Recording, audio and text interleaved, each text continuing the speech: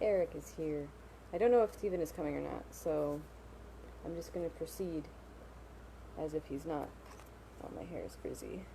I don't know why. I feel like we should recap because it has been a minute. It's been about a month. So, excuse me, Louie. Yeah, we left off with all those chapters of him and this Felurian chick. And, we left off with the line that had the title of the, almost had the title of the book in it. So he was having his whole, like, little romantic getaway with her, and who knows how much time has passed, but he's been separated from his group and just, chilling with her for, like, a while. And,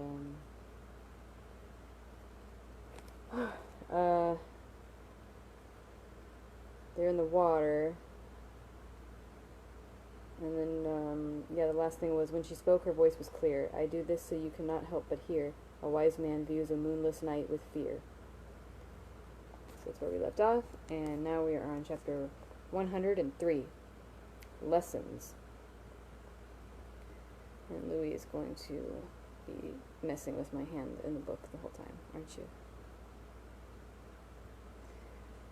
Time passed. Felurian took me dayward to a piece of forest even older and grander than the one that surrounded her twilight glade. There we climbed trees as tall and broad as mountains. In the highest branches you could feel the vast tree swaying in the wind like a ship on the swelling sea. There, with nothing but the blue sky around us and the slow motion of the tree beneath, Felurian taught me ivy on the oak. I tried to teach Felurian talk, the game, only to discover she already knew it. She beat me handily, and we played a game so lovely Braden would have wept to look on it. I learned a bit of the Fey tongue, a small bit, a scattering. Actually, in the interest of pure honesty, I will admit that I failed miserably in my attempt to learn the Fey language. Felurian was a less than patient teacher, and the language bafflingly complex. My failure went beyond mere incompetence to the point where Felurian actually forbade me from attempting to speak it in her presence. Overall, I gained a few phrases and a great dollop of humility. Useful things. Felurian taught me several Feyan songs. They were harder for me to remember than mortal songs, their melodies slippery and twisting. When I tried to play them on my lute, the strings felt strange beneath my fingers, making me fumble and stutter as if I were some country boy who'd never held a lute before. I learned their lyrics by rote, without the least inkling what the words might mean. Through it all, we continued to work on my shade. Rather, Felurian worked on it. I asked questions, watched, and tried to avoid feeling like a curious child underfoot in the kitchen. As we grew more comfortable with each other, my questions became more insistent. But how? I asked for the 10th time. Light hasn't any weight, any substance. It behaves like a wave. You shouldn't be able to touch it. Felurian had worked her way up from starlight, and was wafting moonlight into the shade.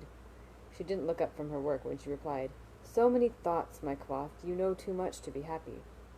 That sounded uncomfortably like something Elodin would say. I brushed the evasion aside. You shouldn't be able... She nudged me with her elbow, and I saw both her hands were full. Sweet flame, she said. Bring that to me. She nodded to a moonbeam that pierced the trees above and touched the ground beside me. Her voice bore the familiar, subtle tone of command, and without thinking I grabbed the moonbeam as if it were a hanging vine. For a second I felt it against my fingers, cool and ephemeral. I startled, I froze, and suddenly it was an ordinary moonbeam again.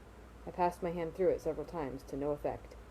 Smiling, Felurian reached out and took hold of it as if it were the most natural thing in the world. She touched my cheek with her free hand, then turned her attention to her lap and worked the strand of moonlight into the folds of shadow. Yeah, the cat is always here when I'm reading. He has to be right on my lap purring whenever I'm doing this.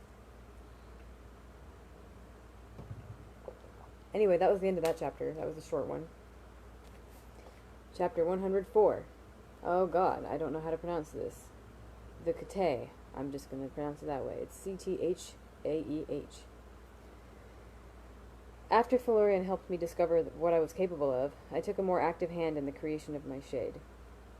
Valorian seemed pleased at my progress, but I was frustrated. There were no rules to follow, no facts to remember. Because of this, my quick wit and trooper's memory were of little use to me, and my progress seemed irritatingly slow. Oh yeah, we can't go another month without this again, because the cat emoji will go away from your favorites. I'll keep that in mind. Did we read that one already? That's where my bookmark was. Maybe I messed something up. There were parts of it that seemed kind of familiar, but I don't know for sure. So if that was a repeat, I apologize. But at least you're thoroughly refreshed. Eventually I could touch my shade without fear of damaging it and change its shape according to my desire. With some practice I could turn it from a short cape to a full hooded morning cloak or anything in between. Still, it would be unfair for me to take even a hair of the credit for its creation. Florian was the one who gathered the shadow, wove it with moon and fire and daylight. My major contribution was the suggestion that it should have numerous little pockets. After we worked the shade all the way into daylight, I thought our work was done. My suspicions seemed confirmed when we spent a long stretch of time swimming, singing, and otherwise enjoying each other's company. But Florian avoided the topic of the shade whenever I brought it up. I didn't mind, as her evasions on the subject were always delightful. Because of this, I had the impression some part of it was left unfinished. One morning we awoke in an embrace, spent perhaps an hour kissing to arouse our appetites, then fell to our breakfast of fruit and fine white bread with honeycomb and olives. Then Florian grew serious and asked me for a piece of iron. Her request surprised me. Some time ago I had thought to resume a few of my mundane habits. Using the surface of the pool as a mirror, I used my small razor to shave. At first Florian had seemed pleased by my smooth cheeks and chin, but when I moved to kiss her she pushed me to arm's length, snorting as if to clear her nose. She told me I reeked of iron and sent me into the forest, telling me not to return until I got the bitter stink of it from my face. So it was with no small amount of curiosity that I dug a piece of broken iron buckle out of my travel sack. I held it out to her nervously, the way you might hand a child a sharp knife. "Why do you need it?" I asked, trying to appear unconcerned. Valerian said nothing. She held it tightly between her thumb and her two forefingers as if it were a snake struggling to twist around and bite her. Her mouth made a thin line, and her eyes began to brighten from their customary twilight purple to a deep water blue. "Can I help?" I asked. She laughed. Not the light, chiming laugh I had heard so often, but a wild, fierce laugh. "Do you want to help, truly?" she asked. The hand holding the shard of iron trembled slightly. I nodded, a little frightened. "Then go." Her eyes were still changing, brightening to a bluish white. "I do not need flame now, or songs, or questions." When I didn't move, she made a shooing motion. "Go to the forest. Do not wander far, but do not trouble me for the time it takes to love 4 times. Her voice had changed slightly, too. Though still soft, it had taken on a brittle edge that alarmed me.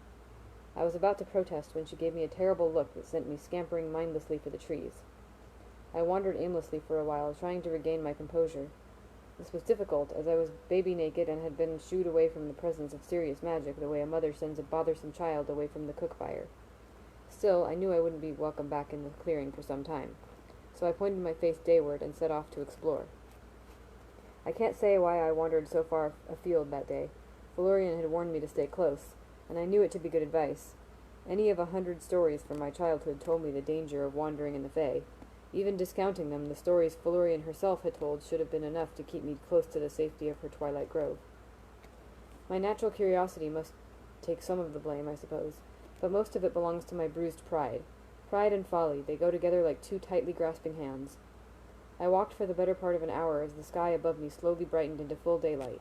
I found a path of sorts, but saw nothing living aside from the occasional butterfly or leaping squirrel. With every step I took, my mood teetered between boredom and anxiety. I was in the Fae, after all. Excuse me. I should be seeing marvelous things. Castles of glass, burning fountains, bloodthirsty trow, barefoot old men eager to give me advice. The trees gave way to a great grassy plain. All the parts of the Fae Florian had shown me had been forested, so this seemed a clear sign I was well outside the bounds of where I ought to be. Still, I continued, enjoying the feel of sunlight on my skin after so long in the dim twilight of Florian's glade. The trail I followed seemed to be leading to a lone tree standing in the grassy field.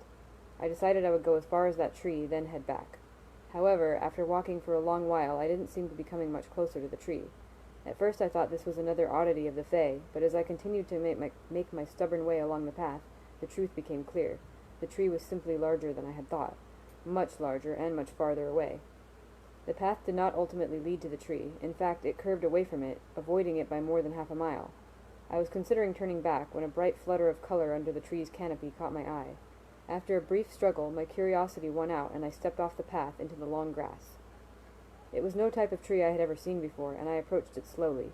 It resembled a vast, spreading willow, with broader leaves of a darker green. The tree had deep, hanging foliage scattered with pale, powder-blue blossoms. The wind shifted, and as the leaves stirred, I smelled a strange, sweet smell. It was like smoke and spice and leather and lemon. It was a compelling smell, not in the same way that food smells appealing. It didn't make my mouth water or my stomach growl. Despite this, if I'd seen something sitting on a table that smelled this way, even if it were a lump of stone— Did that page turn startle you? I'm sorry. You little scaredy cat. Even if it were a lump of stone or a piece of wood, I would have felt compelled to put it in my mouth. Not out of hunger, but from sheer curiosity, much like a child might. As I stepped closer, I was struck with the beauty of the scene. The deep green of the leaves contrasted with the butterflies flitting from branch to branch, sipping from the pale blossoms of the tree. What I had taken at first to be a bed of flowers beneath the tree turned out to be a carpet of butterflies, almost completely covering the ground. The scene was so breathtaking I stopped several dozen feet away from the tree's canopy, not wanting to startle them into flight. Many of the butterflies flitting among the flowers were purple and black, or blue and black, like those in Florian's clearing. Others were solid, vibrant green, or gray and yellow, or silver and blue, but my eye was caught by a single large red one. Crimson shot through with a faint tracery of metallic gold. Its wings were bigger than my spread hand, and as I watched it flutter deeper into the foliage in search of a fresh flower to light upon. Suddenly its wings were no longer moving in concert. They tumbled apart and fluttered separately to the ground like falling autumn leaves. It was only after my eyes followed them to the base of the tree that I saw the truth. The ground below was not a resting place for butterflies. It was strewn with lifeless wings. Thousands of them littered the grass beneath the tree's canopy like a blanket of gemstones. "The red ones offend my aesthetic," claimed a cool, dry voice from the tree. I took a step back, trying to peer through the thick canopy of hanging leaves. "What manners?" chided the dry voice. "No introduction? Staring?" "My apologies, sir," I said earnestly. Then, remembering the tree's flowers, I amended. "Ma'am, but I have never spoken with a tree before, and find myself at something of a loss." "I dare say you are. I am no tree, no more than is a man a chair. I am the Cathay. You are fortunate to find me. Many would envy your chance." "Chance?" I echoed, trying to catch a glimpse of whatever was speaking to me from among the branches of the tree. A piece of an old story tickled my memory, some scrap of folklore I had read while searching for the Chandrian. "You're an oracle," I said. "Oracle. How quaint. Do not try to pin me with small names. I am Cathay. I am. I see. I know." Two iridescent blue-black wings fluttered separately where there had been a butterfly before. "At times I speak." "I thought the red ones offended you." "There are no red ones left." The voice was nonchalant. "And the blue ones are ever so slightly sweet." I saw a flicker of movement, and another pair of sapphire wings began spinning slowly to the ground. "You're Florian's new manling, aren't you?" I hesitated, but the dry voice continued as if I'd answered. "I thought as much. I can smell the iron on you. Just a hint. Still, one has to wonder how she stands it." A pause. A blur. A slight disturbance of a dozen leaves. Two more wings twitched, then fluttered downward. "Come now," the voice continued, now coming from a different part of the tree, though still hidden by the hanging leaves. "Surely a curious boy is bound to have a question or two. Come, ask. Your silence much offends me." I hesitated, then said, "I suppose I might have a question or two." "Ah." The sound was slow and satisfied. "I thought you might." "What can you tell me of the Emir?" "Kss!" The Cathay spat an irritated noise. "What is this? Why so guarded? Why the games? Ask me of the Chandrian and have done." I stood, stunned and silent. "Surprised? Why should you be? Goodness, boy, you're like a clear pool. I can see 10 feet through you, and you're barely 3 feet deep." There was another blur of motion, and two pairs of wings went spinning to the ground, one blue, one purple. I thought I saw a sinuous motion among the branches, but it was hidden by the endless wind-brushed swaying of the tree. "Why the purple one?" I asked, simply to have something to say. "Pure spite," the Cathay said. I envied its innocence, its lack of care. Besides, too much sweetness cloys me, as does wilful ignorance. I pause. You wish to ask me of the Chandrian, do you not? I could do nothing but nod. Oh my god, Eric. Oh, thank you for that. Not much to say, really, the Cathay marked flippantly. You would do better to call them the Seven, though. Chandrian has so much folklore hanging off it after all these years. The names used to be interchangeable, but nowadays if you say Chandrian, people think of ogres and Rendlings and Skaven. Such silliness. There was a long pause. I stood motionless until I realized the creature was waiting for a response. Tell me more, I said. My voice sounded terribly thin to my own ears. Why? I thought I detected a playful note in the voice. Because I need to know, I said, trying to force some strength back into my voice. Need? Cathay asked skeptically. Why this sudden need? The masters at the university might know the answers you're looking for, but they wouldn't tell you even if you did ask, which you won't. You're too proud for that. You're too clever to ask for help, too mindful of your reputation. I tried to speak, but my throat did nothing but make a dry clicking sound. I swallowed and tried again. Please, I need to know. They killed my parents. Are you going to try to kill the Chandrian? The voice sounded fascinated, almost taken aback. Track and kill them all yourself? My word, how will you manage it? Haliax has been alive 5,000 years. 5,000 years and not 1 second's sleep. Clever to go looking for the Emir, I suppose. Even one proud as you can recognize the need for help. The Order might give it to you. Trouble is, they're as hard to find as the Seven themselves. Oh dear, whatever is a brave young boy to do? Tell me! I meant to shout it, but it came out pleading. It would be frustrating, I suppose, the Cathay continued calmly. The few people who believe in the Chandrian are too afraid to talk, and everyone else will just laugh at you for asking. There was a dramatic sigh that seemed to come from several places in the foliage at once. That's the price you pay for civilization, though. What price? I asked. Arrogance, the Cathay said. You assume you know everything. You laughed at fairies until you saw one. Small wonder all your civilized neighbors dismiss the Chandrian as well. You'd have to leave your precious corners far behind before you found someone who might take you seriously. You wouldn't have a hope until you made it to the storm wall. There was a pause, then another pair of purple wings went drifting to the ground. I swallowed against the dryness in my throat, trying to think of what question I could ask to get more information. Not many folk will take your search for the Emir seriously, you realize, the Cathay continued calmly. The mayor, however, is quite the extraordinary man. He's already come close to them, though he doesn't realize it. Stick by the mayor and he will lead you to their door. The Cathay gave a thin, dry chuckle. Blood, bracken, and bone, I wish you creatures had the wit to appreciate me. Whatever else you might forget, remember what I just said. Eventually you'll get the joke, I guarantee. You'll laugh when the time comes. What can you tell me about the Chandrian? I asked. Since you ask so sweetly, Cinder is the one you want. Remember him? White hair, dark eyes. Did things to your mother, you know. Terrible. She held up well, though. Lorien was always a trooper, if you'll pardon the expression. Much better than your father, with all his begging and blubbering. My mind flashed pictures of things I had tried to forget for years. My mother, her hair wet with blood, her arms unnaturally twisted, broken at the wrist, the elbow. My father, his belly cut open, had left a trail of blood for 20 feet. He'd crawled to be closer to her. I tried to speak, but my mouth was dry. Why? I managed to croak. Why? The Cathay echoed. What a good question. I know so many whys. Why did they do such nasty things to your poor family? Why? Because they wanted to, and because they could, and because they had a reason. Why did they leave you alive? Why? Because they were sloppy, and because you were lucky, and because something scared them away. What scared them away? I thought numbly. But it was all too much. The memories, the things the voice said. My mouth worked silently, questioning. What? The Cathay asked. Are you looking for a different why? Are you wondering why I tell you these things? What good comes of it?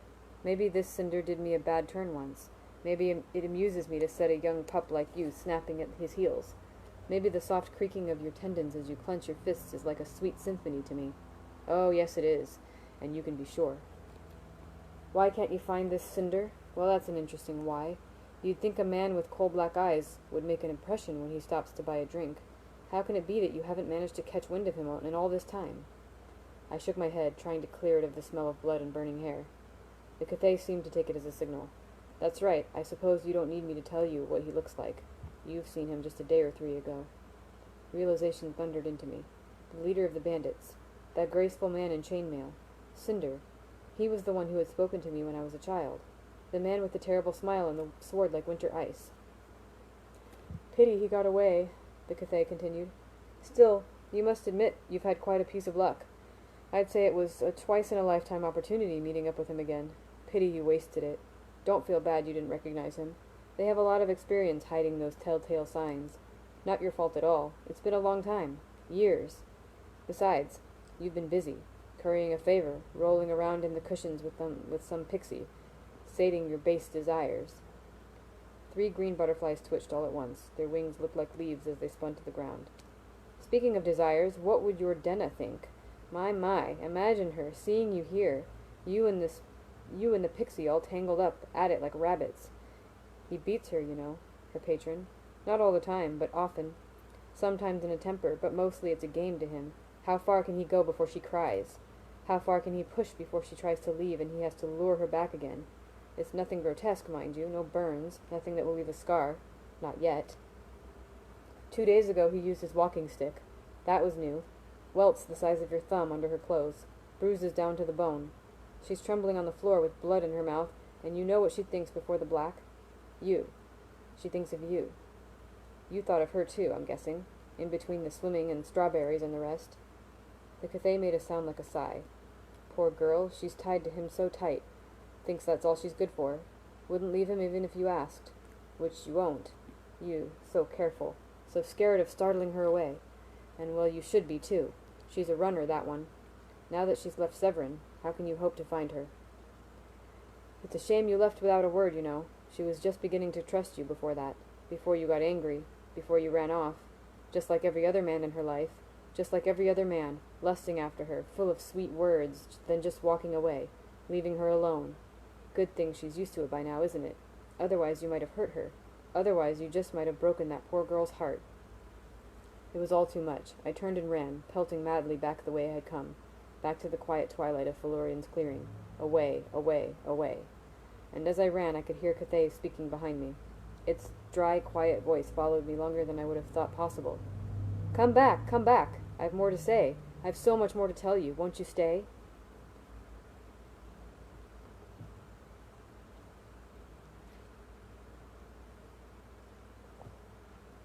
So no, I don't think he's going to have sex with the tree. It was hours before I came back to Felurian's clearing. I'm not sure how I found my way. I only remember being surprised at the sight of her pavilion through the trees. The sight of it slowed the mad spinning of my thoughts until I could begin to think again. I went to the pool and took a long, deep drink, splashing water on my face to clear my head and hide the signs of tears. After a moment or two of quiet reflection, I stood and walked to the pavilion. It was only then that I noticed a curious lack of butterflies. There were usually at least a handful flitting around, but now there were none. Felurian was there, but the sight of her only unsettled me further. It was the only time I had ever seen her look less than perfectly beautiful. She lay among the cushions, drawn and weary, as if I had been gone for days instead of hours, and she had not eaten or slept all the while. She lifted her head tiredly when she heard me approach. It is done, she said, but when she looked at me her eyes widened with surprise. I looked down and saw that I was bramble-torn and bloody. I was spattered with mud and grass stained along my entire left side. I must have fallen during my mindless flight away from the Cathay. Felurian sat upright. What has come of you? I brushed absently at a bit of dried blood on my elbow. I might ask the same of you. My voice sounded thick and coarse as if I had been shouting. When I looked up, I saw real concern in her eyes. I went walking dayward. I found something in a tree. It called itself Cathay. Felurian went motionless when I spoke its name. The Cathay? Did you speak? I nodded. Did you ask of it? But before I could answer, she gave a quiet, despairing cry and rushed to me. She began to run her hands over my body as if searching for wounds. After a minute of this, she took my face in her hands and looked into my eyes, as if frightened of what she might find there. Are you well? Her concern brought a faint smile to my lips. I began to assure her that I was fine.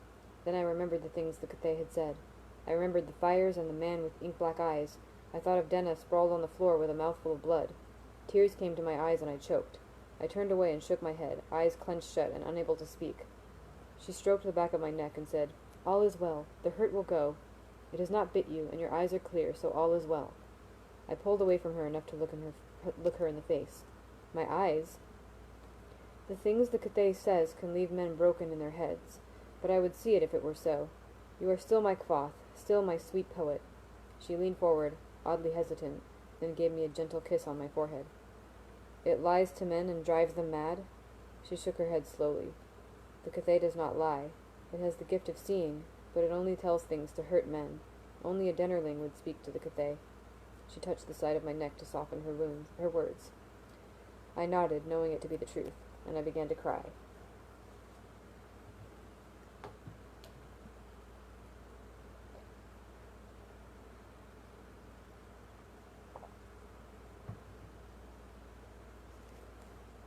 Chapter 105. Interlude. A Certain Sweetness. Kvoth motioned for Chronicler to stop writing. Are you all right, Bast? He gave his student a look of concern. You look like you've swallowed a lump of iron. It is the world's worst internet troll, yeah.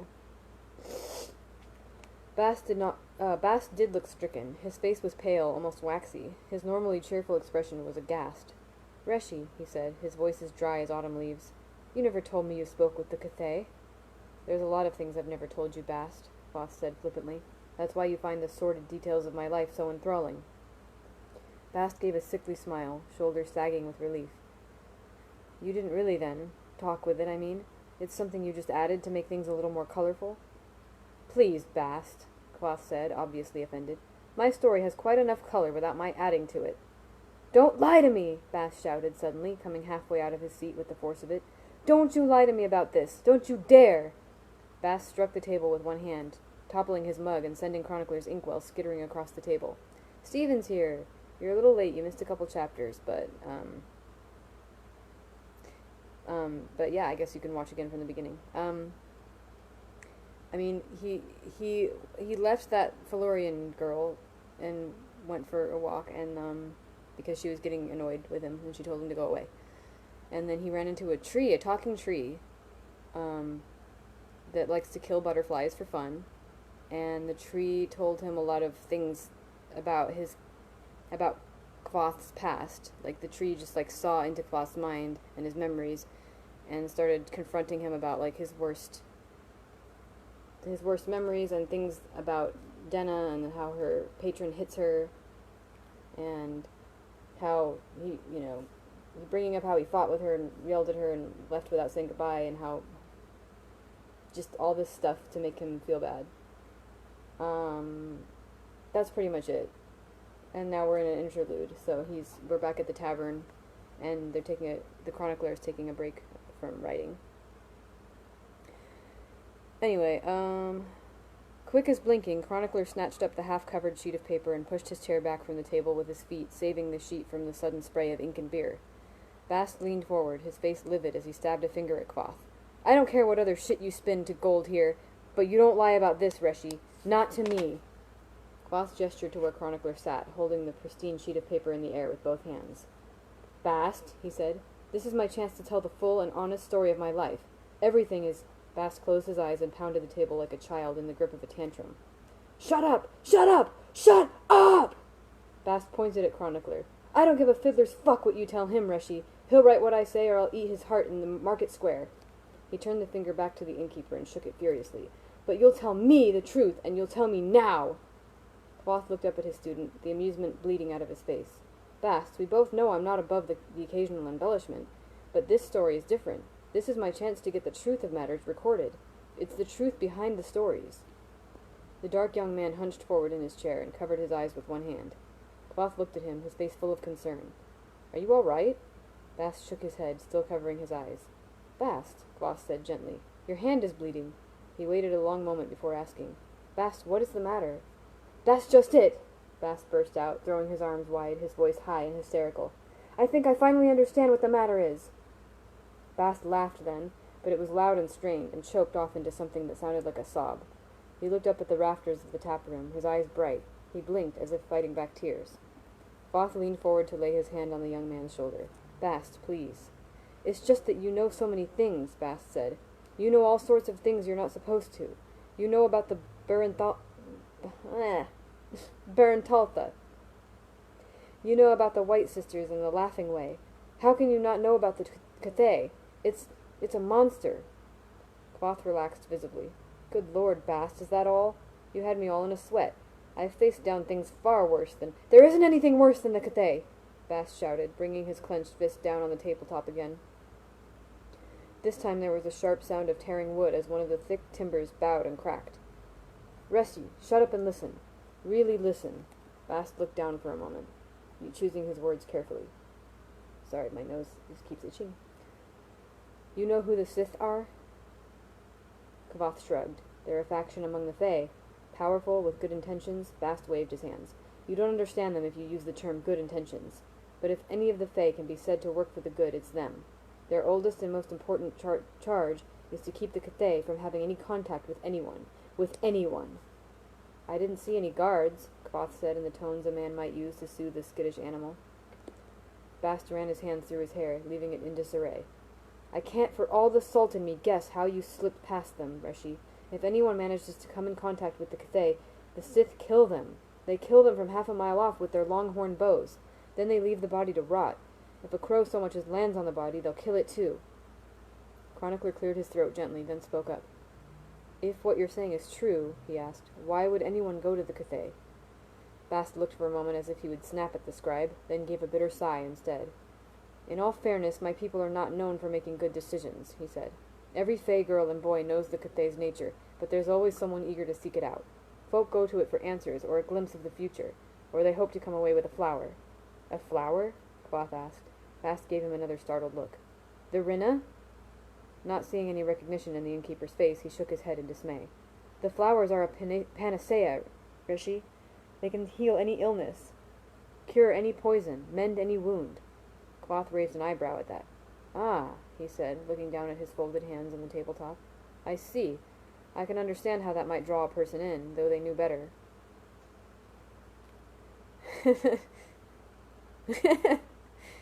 Oh my god. The crows.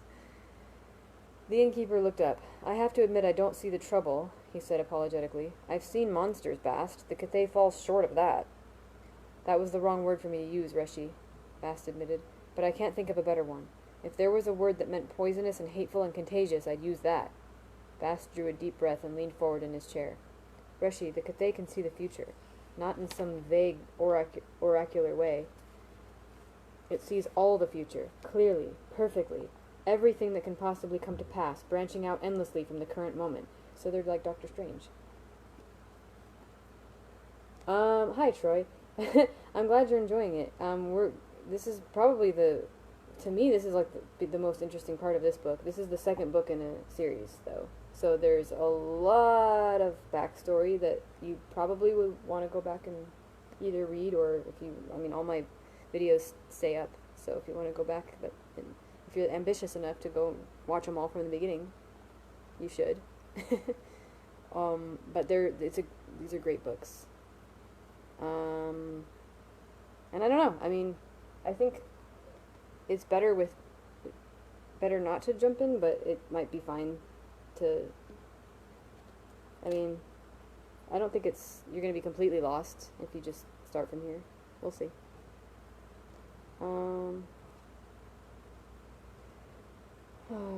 Okay, this Kavath raised an eyebrow. It can it? It can, Bast said gravely, and it is purely, perfectly malicious. This isn't a problem for the most part, as it can't leave the tree, but when someone comes to visit... Kavath's eyes went distant as he nodded to himself. If it knows the future perfectly, he said slowly, then it must know exactly how a person will react to anything it says. Bast nodded. And it is vicious, Reshi. Kavath continued in a musing tone. That means anyone influenced by the Cathay would be like an arrow shot into the future. An arrow only hits one person, Reshi. Bast's dark eyes were hollow and hopeless. Anyone influenced by the Cathay is like a plague ship sailing for a harbor. Bast pointed at the half-filled sheet Chronicler held in his lap. If the Sith knew that existed, they would spare no effort to destroy it. They would kill us for having heard what the Cathay said. Because anything carrying the Cathay's influence away from the tree, Kavath said, looking down at his hands. He sat silently for a moment, nodding thoughtfully. So a young man seeking his fortune goes to the Cathay and takes away a flower. The daughter of the king is deathly ill, and he takes the flower to heal her. They fall in love despite the fact that she's betrothed to the neighboring prince. Bast stared at Kavath, watching blankly as he spoke. They attempt a daring moonlight escape, Kavath continued, but he falls from the rooftops and they're caught. The princess is married against her will and stabs the neighboring prince on their wedding night. The prince dies. Civil war. Fields burned and salted. Famine. Plague. That's the story of the Fasting's Way War, Bast said faintly. Kvothe nodded. It's one of the stories Felurian told. I never understood the part about the flower until now. She never mentioned the Cathay. She wouldn't have, Reshi. It's considered bad luck. He shook his head. No, not bad luck. It's like spitting poison in someone's ear. It simply isn't done. Chronicler recovered some of his composure and slid his chair back toward the table, still holding the sheet carefully. He frowned at the table, broken and streaked with beer and ink. It seems like this creature has quite a reputation, he said. But I find it hard to believe it's quite as dangerous as all that. Bast looked at Chronicler incredulously. Iron and bile, he said, his voice quiet. Oh, that wasn't quiet. Do you think I'm a child? Do you think I don't know the difference between a campfire story and the truth? It does seem important, yeah. Got a lot of people watching tonight. That's interesting. Chronicler made a mollifying gesture with one hand. That's not what I... Without taking his eyes from Chronicler, Bast laid his bloody palm flat on the table. The wood groaned and the broken timbers snapped back into place with a sudden crackling sound. Bast lifted his hand, then brought it down sharply on the table, and the dark runnels of ink and beer suddenly twisted and shaped themselves into a jet-black crow that burst into flight, circling the tap-room once. That is a good point, Eric. Bast caught it with both hands and tore the bird carelessly in half, casting the pieces into the air where they exploded into great washes of flame the color of blood. It all happened in the space of a single breath. Everything you know about the Fae could fit inside a thimble, Bast said, looking at the scribe with no expression at all, his voice flat and even. How dare you doubt me? You have no idea who I am.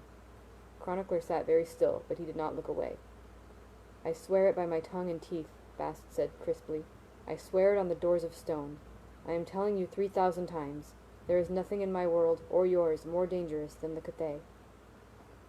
There's no need for that, Bast, Kvothe said softly. I believe you. Bast turned to look at Kvothe, then sagged miserably in his chair. I wish you didn't, Reshi. Kvothe gave a wry smile. So after a person meets the Cathay, all their choices will be the wrong ones. Bast shook his head, his face pale and drawn. Not wrong, Reshi. Catastrophic. Jax spoke to the Cathay before he stole the moon, and that sparked the entire creation war. Lonra spoke to the Cathay before he orchestrated the betrayal of Mir Torinial, the creation of the Nameless, the Skendine. They can all be traced back to the Cathay. Kvothe's expression went blank. Well, that certainly puts me in an interesting company, doesn't it? He said dryly. It does more than that, Reshi, Bast said. In our plays, if the Cathay's tree is shown in the distance in the backdrop, you know the story is going to be the worst kind of tragedy. It's put there so the audience knows what to expect, so they know everything will go terribly wrong in the end. Kvothe looked at Bast for a long moment. Oh, Bast, he said softly to his student. His smile was gentle and sad. I know what sort of story I'm telling. This is no comedy. Bast looked up at him with hollow, hopeless eyes. But Reshi, his mouth moved, trying to find words and failing. The red-haired innkeeper gestured at the empty tap-room. This is the end of the story, Bast. We all know that. Kvothe's voice was matter-of-fact, as casual as if he were describing yesterday's weather. I have led an interesting life, and this reminiscence has a certain sweetness to it, but... Kvothe drew a deep breath and let it out gently. But this is not a dashing romance. This is no fable where folk come back from the dead. It's not a rousing epic meant to stir the blood. No, we all know what kind of story this is. It seemed for a moment that he would continue, but instead his eyes wandered idly around the empty tap-room. His face was calm, without a trace of anger or bitterness. Bast darted a look at Chronicler, but this time there was no fire in it, no anger, no fury or command. Bast's eyes were desperate, pleading. It's not over if you're still here, Chronicler said. It's not a tragedy if you're still alive. Bast nodded eagerly at this, looking back at Kvothe. Kvothe looked at both of them for a moment, then smiled and chuckled low in his chest. Oh, he said fondly, you're both so young.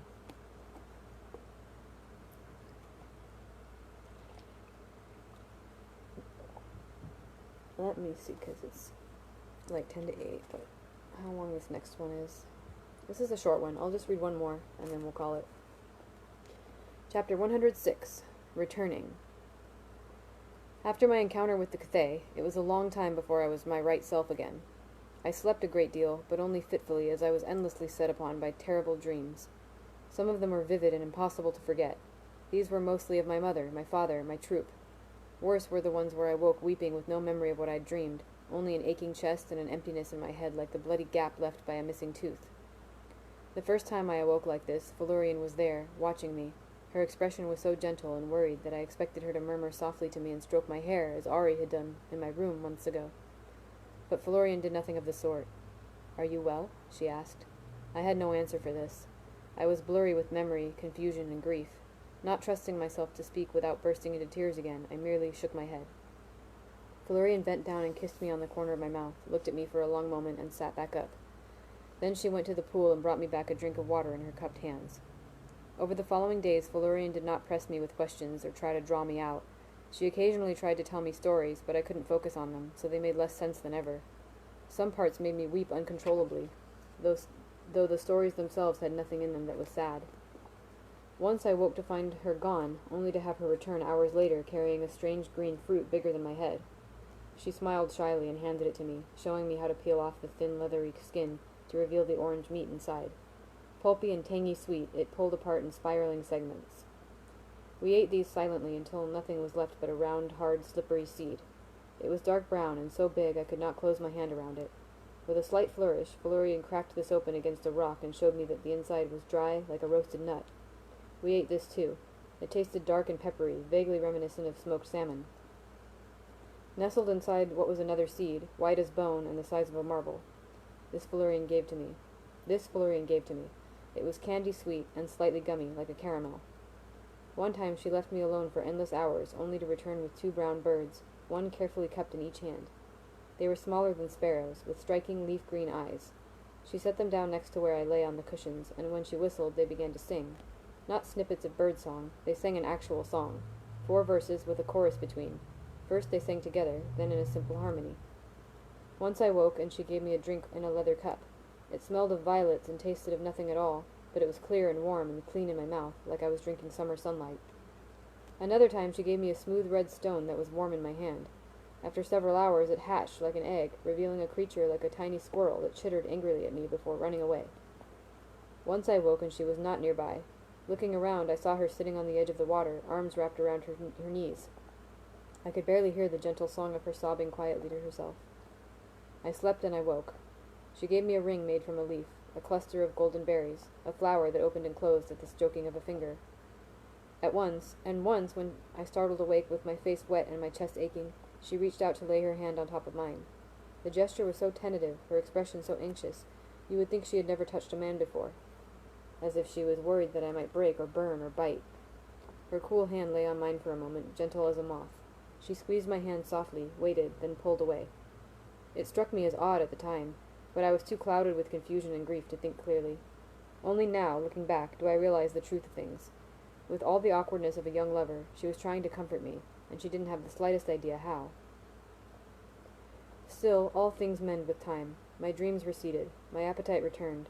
I grew clear-headed enough to banter with Felurian a bit. Shortly after that, I recovered enough to flirt. When this happened, her relief was palpable, as if she couldn't relate to a creature that did not want to kiss her. Last came my curiosity, the surest sign I was my own true self again. "I never asked you how went your final workings with the shade," I said. Her face lit. "It is done!" I could see the pride in her eyes. She took my hand and pulled me to the edge of the pavilion. "The iron was not an easy thing, but it is done." She started forward, then stopped herself.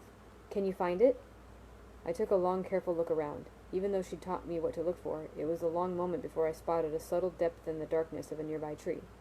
I reached out and drew my shade from the concealing shadow. Felurian skipped to my side, laughing as if I had just won a game. She caught me around the neck and kissed me with the wildness of a dozen children. She had never let me wear the shade before, and I marveled as she spread it over my naked shoulders. It was nearly weightless and softer than the richest velvet. It felt like wearing a warm breeze, the same breeze that had brushed me in the darkened forest glade where Felurian had taken me to gather the shadows. I thought of going to the forest pool to see how I looked in the water's reflection, but Felurian threw herself onto me. Bearing me to the ground, she landed astride me, my shade spread beneath us like a thick blanket. She gathered the edges of it around us, then kissed my chest, my neck. Her tongue was hot against my skin. "This way," she said against my ear. "Whenever your shade wraps you, you will think of me. When it touches you, it will seem like my touch." She moved slowly against me, rubbing the length of her naked body along mine. Though through all the other women you will remember Felurian, and you will return. After that I knew my time in the Fae was drawing to a close. The Cathay's words stuck in my mind like burrs, goading me out into the world. The fact that I had been within a stone's throw of the man who had killed my parents and not realized it left a bitter taste in my mouth that even the Felurian's kisses could not erase. And what the Cathay had said of Denna kept playing over and over in my head. Eventually I awoke and knew the time had come. I rose, put my travel sack in order, and dressed for the first time in ages. The feeling of clothes against my skin felt odd after all this time. How long it had been gone? I brushed my fingers through my beard and shrugged the thought away. Guessing was pointless when I would know the answer soon enough. Turning, I saw Felurian standing in the center of the pavilion, her expression sad. For a moment I thought she might protest my leaving, but she did nothing of the sort. Moving to my side, she fastened the shade around my shoulders, reminding me of a mother dressing her child against the cold. Even the butterflies that followed her seemed melancholy. She led me through the forest for hours until we came to a pair of tall gray stones. She drew up the hood of my shade and bid me close my eyes. Then she... one second.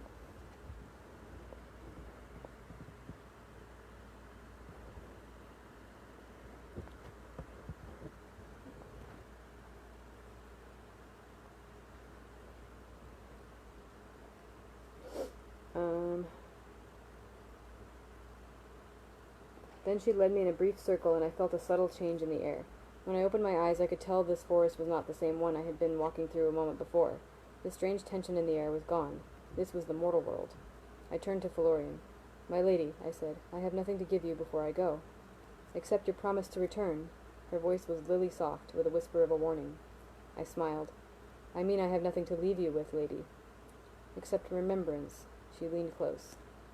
Closing my eyes, I bid her farewell with few words and many kisses. Then I left.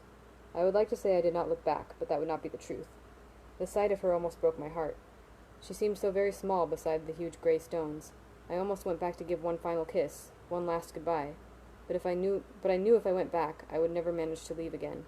Somehow I kept walking. When I looked back the second time, she was gone. All right. Well, that is the end of that chapter, and looks like it's the end of that part of the story. So that's a good place to stop for now. And then, yeah, Friday, I think, Friday night, I can do the next chapter, next few chapters. Thanks for watching. I had some extra people that aren't usually here tonight, so that was fun. Hope you guys enjoyed it, and I know you're coming in the middle of it. I feel like that was a good place to come in if you're coming in the middle of it, though, because there was enough context to kind of know what the book is about and stuff. Cool, I'm glad. Alright. Well, I'll see everyone next time.